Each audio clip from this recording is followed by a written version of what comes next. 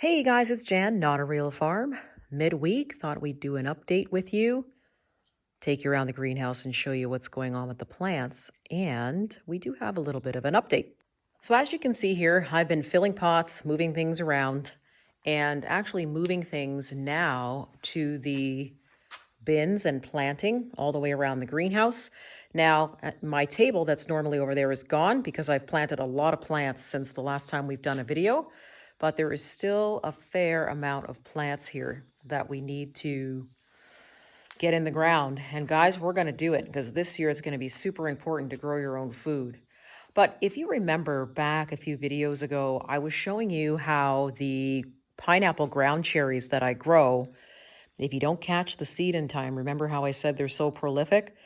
Remember we actually took a berry out of the garden that was dry and I just shoved it into the soil to show you exactly what happens with them? Let me show you that pot. So these are, on that video, I named them the pineapple ground cherry picked out of the herb garden because remember the berries had fallen all in the herb garden. And I took one berry that I picked out of the garden and I shoved it. Remember, I broke it open and I just shoved the seeds in the pot. There you go. So that one little seed or that one little berry had 50 seeds in it and they've all germinated. So you can see that if you're planting ground cherries, or in this case, a pineapple ground cherry, you can get an entire worth of season of berries out of just one berry because their seeds are that viable and there's that many seeds in the one little berry. So they grow quite a bit of berries if you're interested in growing them. These ones are a pineapple ground cherry that I have. Excellent flavor, simple to grow. You just need some room to grow them because they do sort of umbrella a little bit. They fan out, but they taste amazing. If you can get yourself some of those seeds, give them a try. They're actually really great. But that's off of one seed. So the seeds are absolutely prolific. Now here in this bed, this is my little herb beds. So you remember I have two of them, so one there and one here. And usually I'll walk through and show you the different herbs that I've planted. But what I've decided to do this year is put my multipliers in here. So you can see there's a line up here and there's a line up in the other bed down there. These were shared seeds with me actually. My neighbor, who is from Poland, decided that he was going to share his multiplier onions that he's been saving in his family actually for quite a long time. So we graciously swapped plants and we're going to grow out some of his multipliers. So I thought that was really nice of them to do that. Here's my soy plants. We have put the chia in here. We've also put fenugreek. And right here is cilantro. Here is some soup celery, so really great in, just like it says, soup celery, soups, stews, anything that you like celery in. If you actually get a hold of just the leaf version of it, it's actually a little bit stronger in celery taste, but tastes just as amazing, and it dehydrates beautifully.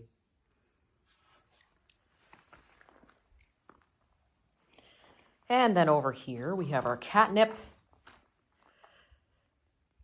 And this is just starting to leaf out as well. Our mint is growing amazing. And our multiplier onions are sort of spread out in here. And then behind that, we have our radishes. So you can see I've planted a whole row of radishes here. Our blueberries are just starting to come to life. So nothing really going on with them yet. They do have buds on them, but so far, slow growth for them. Okay, and here is our sea buckthorn. Of course, everybody knows this is my, my horseradish. Here is my sea buckthorn. So it's really come to life this year. I've got 3 of them in here. So at some point, we're going to have to split these off and put them in their own pots from each other. And then over here, my black goji berries are doing amazing. Like I said, remember I thought I killed them, but apparently I didn't. So let's see how that goes. And we'll take a look at some other plants. Okay, we've got watermelon in here. So yep, I've got 5 watermelon in here. I'm going to let it take up the corner. I'm going to let it actually spread out. I've made enough room. It's going to basically take over this entire cement floor that I have here. We're going to let it do its thing. And then here, guys, take a look. Here's 2 of my other grapevines. So these are a Brianna grape. They have not woken up yet. Now you might say, oh my goodness, these are a little bit too close. Normally what you would do is you would space the vines about 6 feet apart because they like to spread. But what we're going to be doing is we're going to be maintaining these a certain distance from each other, and we're going to be trimming the vines regularly. And instead of letting them grow across, we're going to grow them up. And we're going to keep them at a certain height because we want to make sure that that is going to be a controlled growth, because I want the focus of the vine and the energy to be put into the fruit. So this Brianna grape will give us green grapes, what you would call green table grapes. And so the grapes are going to go from here in this corner all the way down to where you see my wooden stick there. And then we're going to also put some more on the other side of the greenhouse. So I don't know about you, but the grapes here in Canada are about $10.99 a pound. So I'm just going to bypass that now that I realize how easy grapes are to grow, and I'm just going to grow my own. So you can see the difference in the leaves from last weekend. They've perked all out. They're doing amazing. The leaves have finally opened at the bottom of the stem. Now, normally I would take those off, but we're going to do an experiment and see if the bottom of the leaves really affects the top of the plant. Of course, if there's a cluster of grapes that ends up growing here, I'm probably going to take that off because I don't want the plant to put the energy at the bottom. I wanted to put it at the top.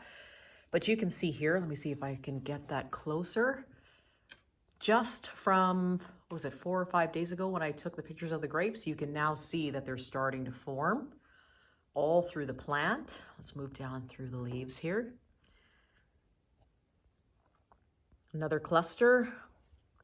There's another cluster behind here. There's a cluster there. And there's a cluster here.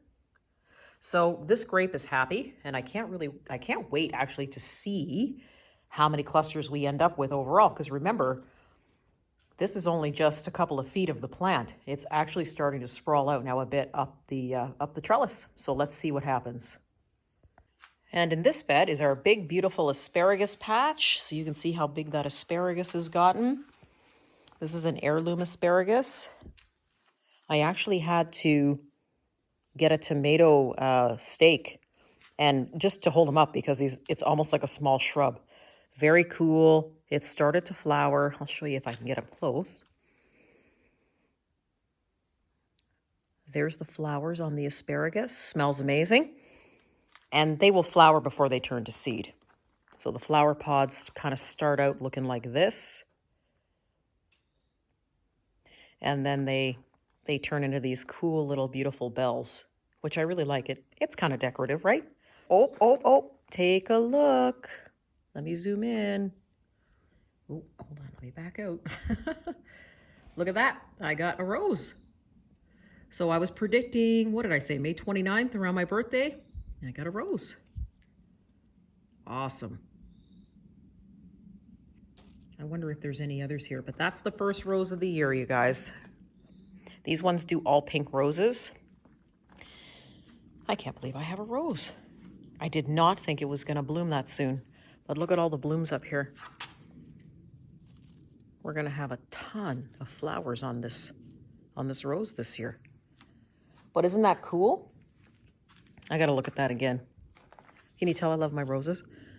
Look at that. Awesome. And in some places here, there's actually still snow on the ground, if you can believe that. So to have roses when there's still snow on the ground is awesome. So you can see here, we've got all of these different blooms that are happening. Bloom, bloom, bloom. I mean, look at all of them. It's just gone crazy this year with the heat.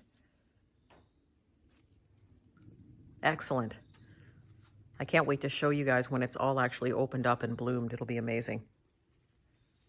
Of course, just past our roses, check out our horseradish. It's so funny. I feel like every time I film this for you guys, it gets bigger and bigger and bigger. It grows so fast. So you can see now that it's somewhat taking over the bed a little bit. And we'll be cutting this out once again, and we will be putting roots in the store because I won't use all of this. But it smells amazing in this corner. And then in this pot, We have our fig. So our fig tree is doing really well. I left this, like I said, just in our room, our unheated room in the sunroom, and it seemed to do just fine. All right, let's examine our tomatoes now, guys. So you saw when I planted some of these, and that was a few weeks ago, maybe 3 weeks ago. So this is a purple tomatillo. Now I've begun to start taking the cozy coats off of these because the temperature now is starting to be where I don't need to babysit them as much. And let's take a look under here. You can see here, our tomatoes are getting way bigger now. Now we intend to fully fill up this bin that goes all the way around the circumference of the greenhouse. It's just that we're waiting for the plants just to get a little bit bigger before we do that. More tomatoes. See how healthy and beautiful they look when you wrap them up in the cozy coats away from the cold, but it jumpstarts, if you live in a climate like I do, these definitely jumpstart your tomatoes or whatever you're growing, at least by a few weeks. More tomatoes. And you can see that the tomatoes that I'm showing you, some are bigger than others. And what I've done is I've done a staggered planting.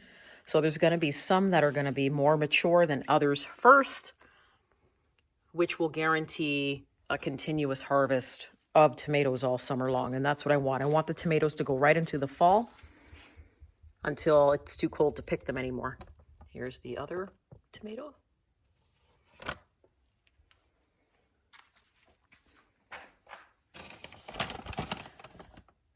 Tomatoes. And all the way over here, I've moved the bag out of the way already. So here we have 6 cucumber plants. So what I plan to do with these is fan them out. So I'm going to take some and I'm going to put this way up here. We're going to take some and put straight up. And then we're going to take some and put there. I'm going to basically follow the V with them so that it creates a fan. These are all the same cucumbers. Now, this cucumber that I decided to grow is a hybrid cucumber. It's called the Ishtar, I-S-H-T-A-R, Ishtar. And these are a seedless cucumber, but they are a hybrid, which means the ones that I chose actually have all female flowers. So every single flower that I get is going to produce a cucumber. So we'll see how that works out. Let's move on. And everybody's favorite here is the comfrey. You can see the size that the comfrey has gotten to now that it's been sitting in here in the heat. It's a big, beautiful plant. It's even nice just to stare at. So we have that here down by our wishing well. And so this plant, what's going to happen is it's going to actually move outside the door into the other garden so that it can get rain and everything else. And it did fine outside last year. So we're going to be putting it back out there as well. And then over in this bed, we've got lettuce that's growing. We've got provider beans. And then way down the end there, we have our gobo plant. Look how big that got. Crazy. And then all along here, I just put in a little bit of Swiss chard. I really like Swiss chard, sauteed, so it's kind of my thing. And if you remember, those of you that have been following me for a while, if you remember, I planted tomatoes in this bed last year, organic tomatoes, and take a look. So I have to decide whether or not I'm going to pull the volunteers or I'm just going to take them out and keep them and grow them. Because the idea and the goal this year is to grow as much food as possible.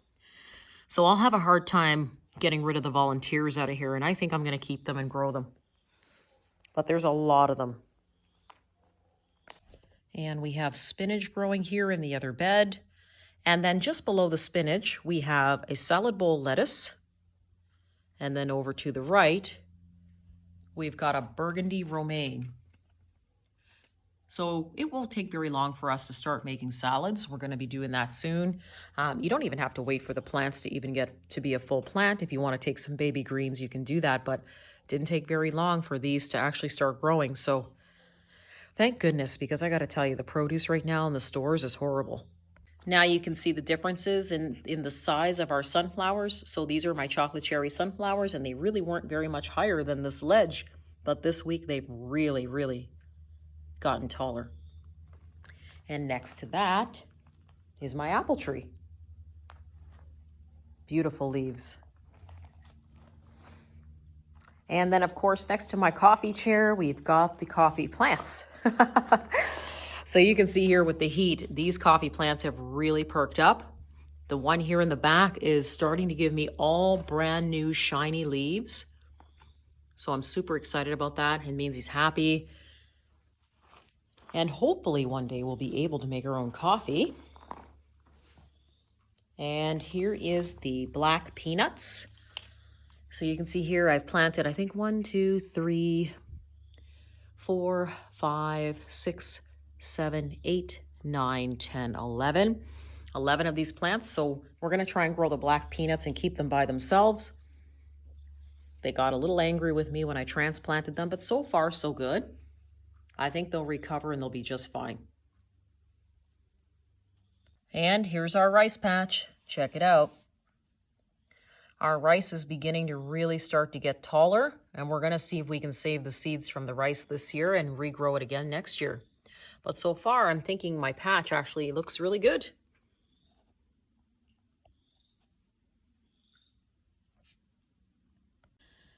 And last but not least, the garden wouldn't be complete without yellow zucchini.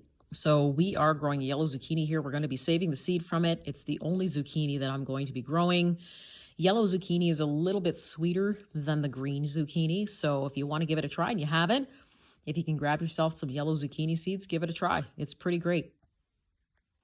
So that's it for me today, guys. We thought we'd give you sort of an end of the week update. We'll be doing some more gardening on the weekend and doing videos as well. Just wanted to say thank you once again for all of you who have subscribed to the channel and all of those who keep giving us a thumbs up for our content. We really appreciate it. Thank you so much. And if you haven't subscribed yet, subscribe. See you soon.